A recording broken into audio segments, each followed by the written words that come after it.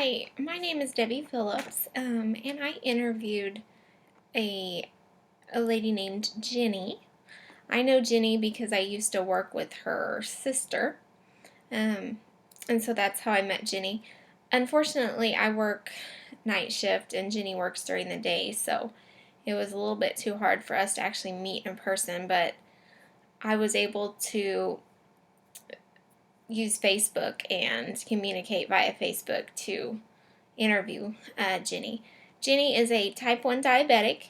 She was diagnosed when she was 12 years old. And that was the first question, was what type of condition does Jenny have? My second question was what type of glucose meter or glucose biosensor. It's the actual sensor. It's not the meter that produces or gives her insulin at a slow rate. I actually am doing this over just the sensor. And she says that she has a Mini Med Enlight CGM sensor, and it is, I think it's a product of Medtronics, if I remember correctly, from her interview. And then my next question was, have you had any problems with the meter itself malfunctioning?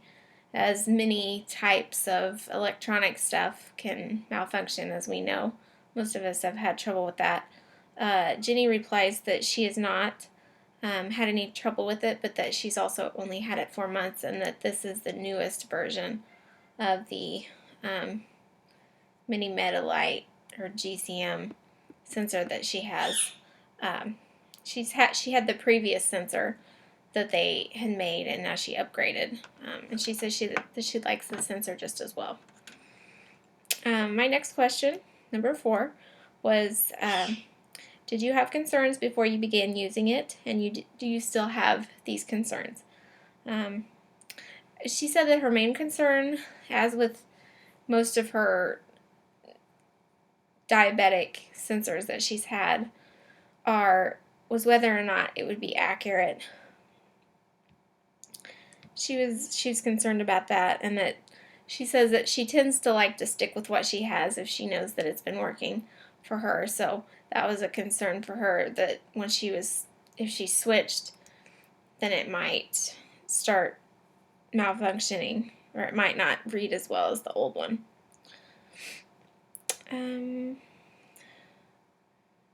Let's see, what else did she say?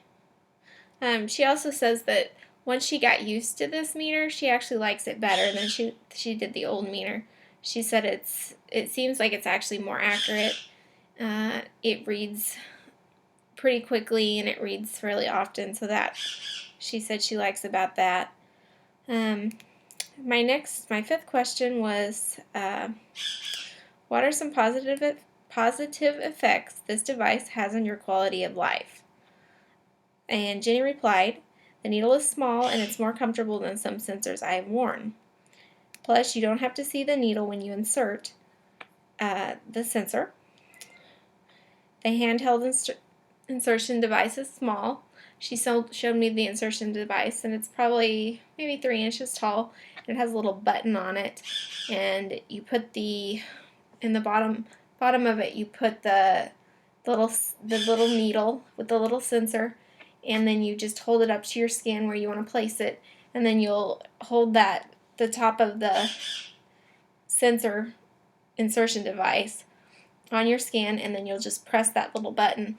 And once you press the button, it's inserted into your skin, and then you press and hold for just maybe about a minute to 30 seconds. She said she usually tries to hold it at least 30 seconds so it sticks well to her hand or her skin. Otherwise, if you don't hold it long enough, then it doesn't adhere like it should. She says another thing that she likes about it is that she can't feel the needle when she's actually inserting it. She says it's painless. The device has it just makes a little click, and then it's in the skin. Number 6, what advice would you give to someone who's just starting out with this insulin pump? And Jenny says that she thinks the best advice is to ask your healthcare provider that's prescribing it to you to provide their education on it, and then have them watch you while you actually insert it on yourself. She said she's always afraid that when she gets a new meter that she's going to have things upside down or just not in there quite correctly, and she feels more comfortable when she gets home if she's actually already done it once herself. She says she learns more through hands-on than she does by just watching. My next question is, can you shower with the device on? And Jenny says that yes, you can. Once you've placed the device on your skin, there's a small little piece of plastic. It's not plastic, but it's tape, should you say, and it's clear, and you place that around the device, and she said that sticks really well, and that it holds up well through the showering and all that. She said obviously you wouldn't want to take a bath in it with it on, but it does well as long as you don't just soap it up and hit it with water. Let's see, my next question.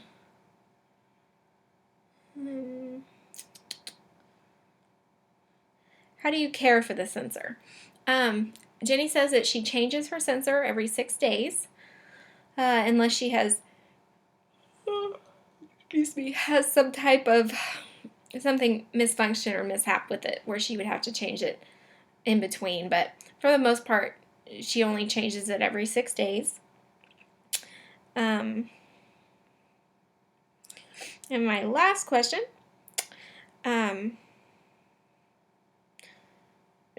or actually this is not my last. Number 9 is, does the device hurt when you change it? And she says that no, it does not.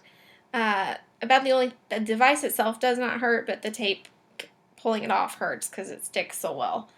She said that's far more painful than inserting the device into her skin or removing it. Now for my last question. Does it monitor your blood sugar continuously? And her answer to that is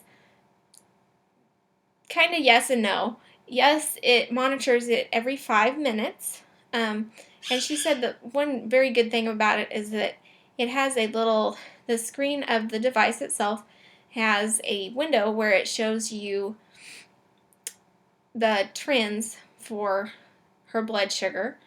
And so it'll give you the reading, the actual number of the blood sugar, and then it will show you the trend. She said that the trend helps because you can sometimes catch like a serious condition before it would occur.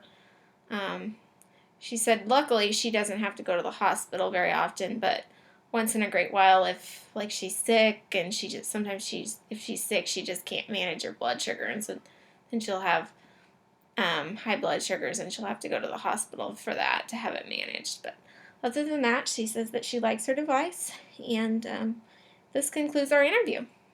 Thank you.